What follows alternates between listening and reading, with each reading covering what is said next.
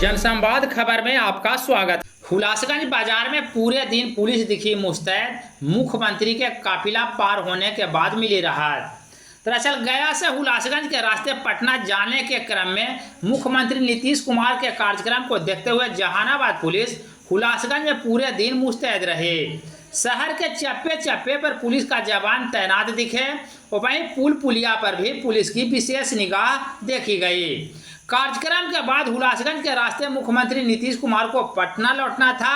इसी को लेकर सुरक्षा व्यवस्था टाइट की गई थी ताकि किसी प्रकार की सुरक्षा व्यवस्था में चूक ना हो जाए।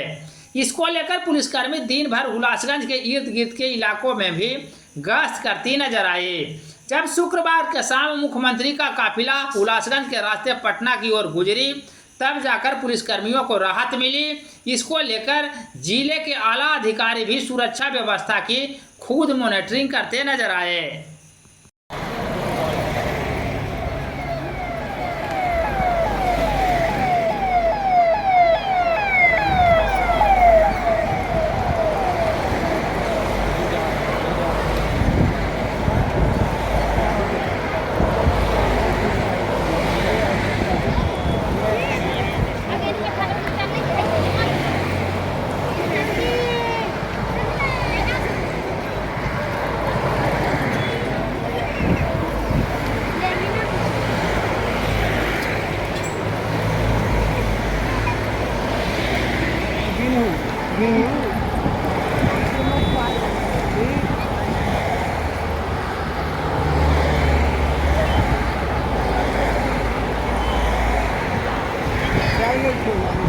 Não,